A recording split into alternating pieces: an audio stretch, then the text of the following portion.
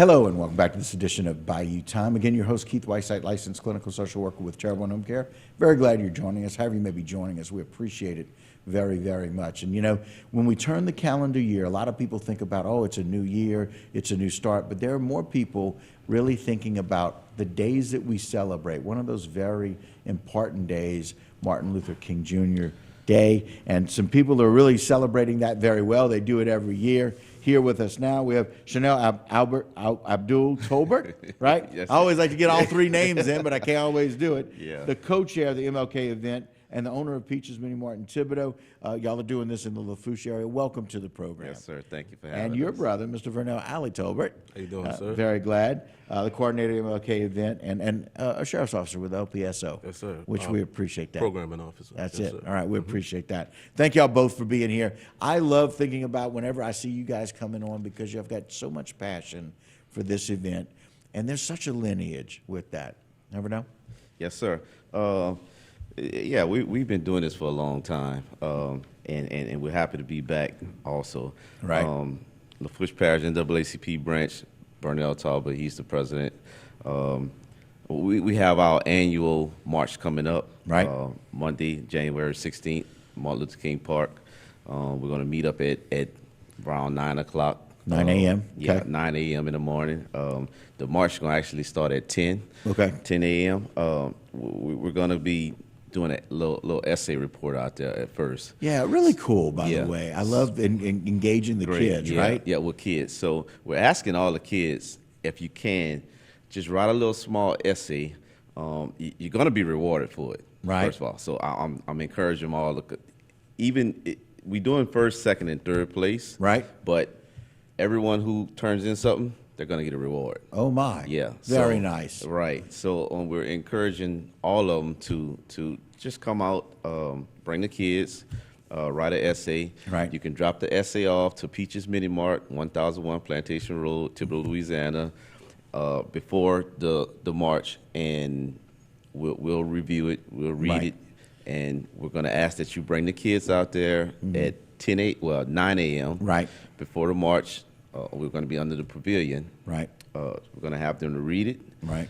and then after that, we're going to issue the awards to them. Okay, very nice. And again, it's Martin Luther King Jr., a man of love, peace, and unity. And of course, Yes. that's what he Correct. is and I'd like and to who he's add about. a second portion of the march, a second element we're going to add with the uptick in violence in the community. We're going to add a stop the violence element to it. Oh, okay. So we also asking family members or any victims of the community that was victim of violent crime or any violence to come out. You know, we're going to give you opportunities to speak, and we just want to bring some awareness to the situation and, you know, help heal the community because we've been having a lot of violence in the community lately. Yeah, it's a really good point, and maybe the best or most valuable time to do this for a man who spent his life and Correct. lost his life celebrating peace Right. and trying to end violence. And so it's a great effort to be able to do that because you're exactly right. We've seen way too much violent crimes here of late. Right. That we need to kind of honor that and let people talk about it. Go ahead. And you know, this is a start to maybe coming to a solution. You know, that's trying to get everybody together, and let them tell their stories of whatever they want to tell. You know, kind of some healing. Right. I was reading something on Dr. King, and he was at a book signing.